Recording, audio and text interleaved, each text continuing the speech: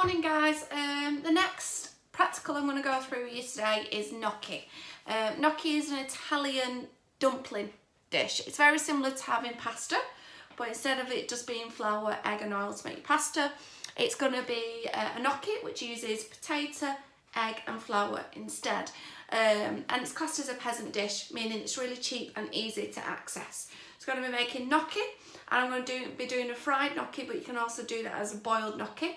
And I'm going to be doing that with a homemade tomato sauce as well. So we're going to look at the science behind making the tomato sauce using reduction, convection to cook our products. Okay, so I'm going to go through the ingredients that are needed for our gnocchi and the ingredients that are needed for our tomato sauce. My tomato based sauce, you're going to need an onion. So I've got 1/4 of a large onion still left in my fridge, so I'm going to use that up. But the same rule is going to apply if you're using a full onion. You need to half it. And then what you're going to do is you're going to slice in towards the root of the onion, so you're slicing downwards in long strips. Then turn your onion, so then you can dice it into very small pieces. Now if you don't mind having chunky onion, then you don't have to worry about dicing it so small. But lots of you I know are quite fussy about onion. I like to have it nicely finely diced. Onion is the base of all tomato sauces, so lots of you out there say, oh, I don't like onion, it's not nice, the same with garlic. It is the base of all sauces, whether it's a tomato sauce, a curry sauce. Onion is a thickening agent. Now the great thing about onions are they're really, really high in NSP, so they're fantastic for your digestion. Okay, so they're a wonderful source of energy as well, because they are a carbohydrate. Okay, they are only a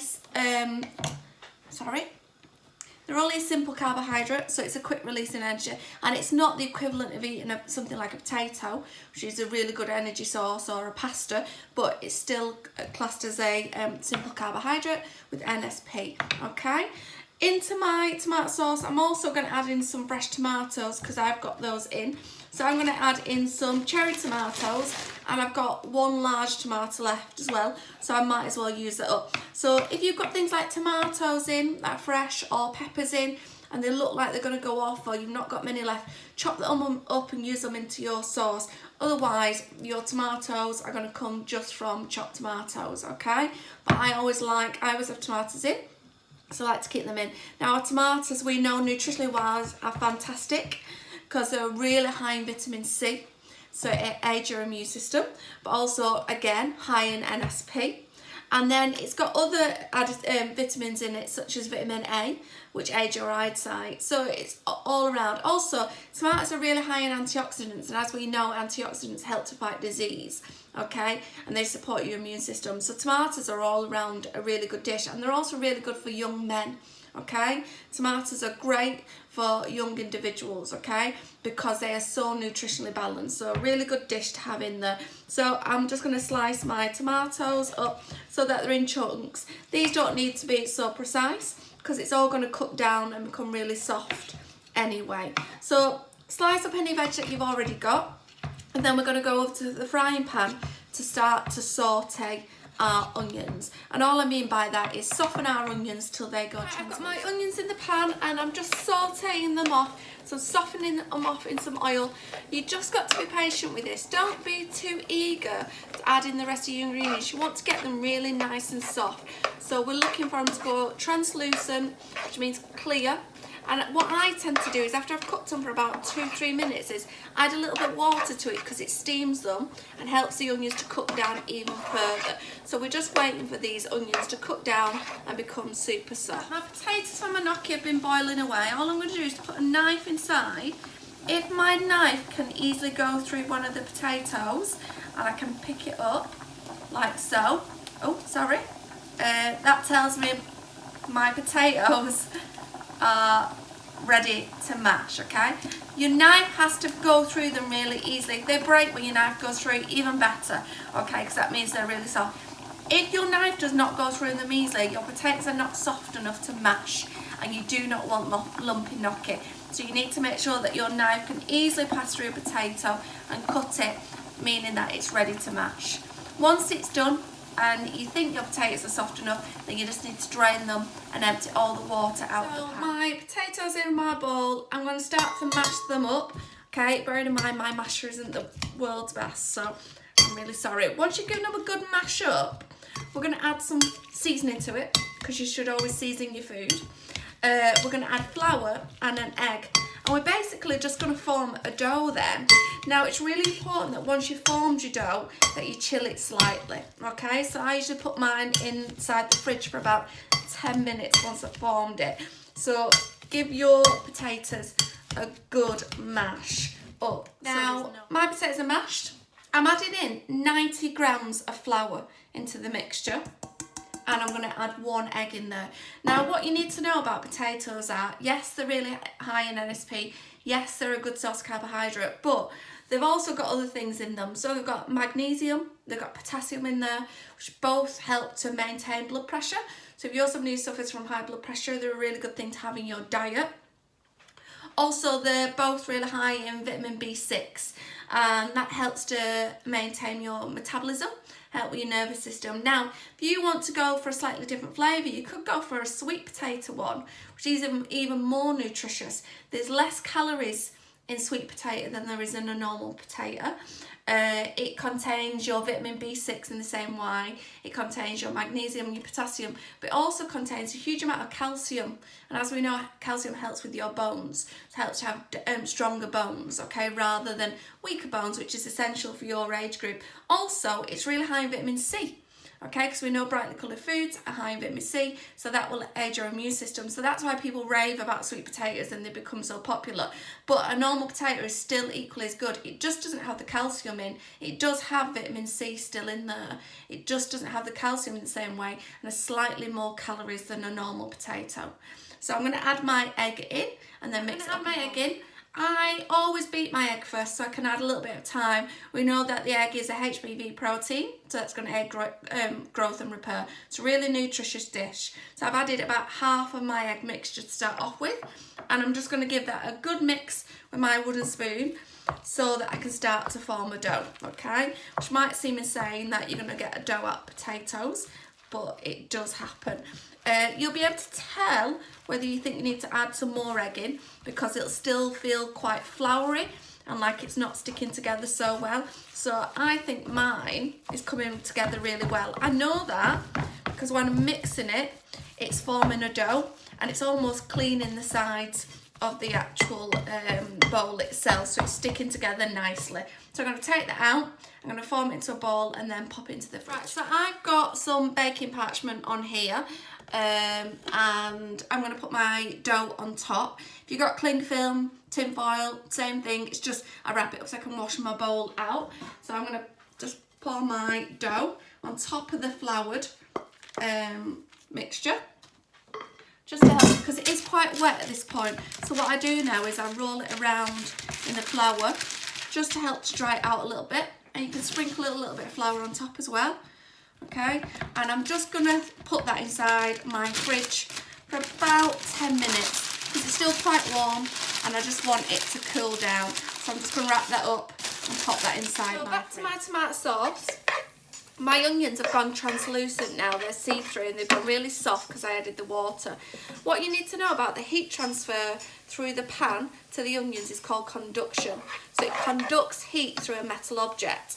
The minute you add water, or you add a stock or a juice, now that becomes convection when something is heated through a liquid. So when I boiled my potatoes before, that went through conduction of the pan and convection of the water. So at the moment we're just using conduction to add our heat, okay? That's really important that we understand the difference between conduction, which transfers through an object, and convection, which transfers through a liquid. Sorry, my teeth back in. So I'm going to add my tomatoes into my softened onions now.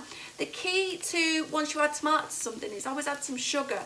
Now everybody always says that tomatoes are sweet, but actually they can be quite bitter when you cook them as well. So you always add a tiny amount of sugar into a dish that includes fresh tomatoes. So I'm going to do that as well in a minute. But first I'm going to add in my tomatoes.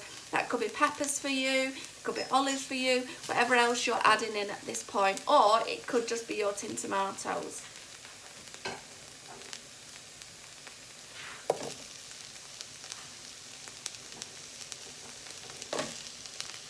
So I'm just going to cook through these tomatoes that I've got left over, I'm going to chop.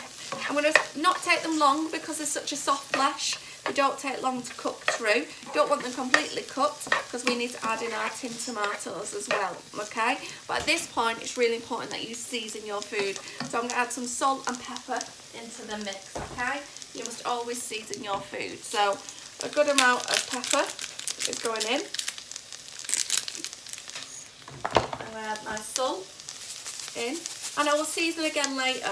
I also like to put a bit of balsamic, which is a glaze, okay, it's a vinegar, into my dish later on, but that's not essential, okay, but it's another thing you can add in. So I'm just softening off those tomatoes. While they're softening, I'm going to open up my tin tomatoes. They've been softening nicely. I'm going to add in about 1/2 to 3/4 of my tin of tomatoes. I'm going to add some more later. What's going to happen is, this is a sauce called reduction. It's not a gelatinized sauce. We don't need it to go through 60, 80, 100. Once it gets to 100 degrees, it will start to reduce down and become thicker, okay? So what we're looking for is going from a watery sauce to quite a nice thick kind of pasta style sauce. Now, you'll notice that I've not added all the tomatoes in. I'm going to show you why I haven't done that in a minute, okay? But what we want now is, now we've added the liquid in, our heat transfer has turned from just conduction to also convection because we've got liquid in the mixture, and we're doing a reduced sauce, so we want this wet sauce to reduce really nice down into a thick sauce, okay? Now, some people like to add a bit of veg stock in there, okay, or you can just add some extra water into it. So what I tend to do is, with my leftover tomatoes, I fill this tin up with some boiling water and I add that in there as well, and then I'm just going to leave it to reduce down and become really thick.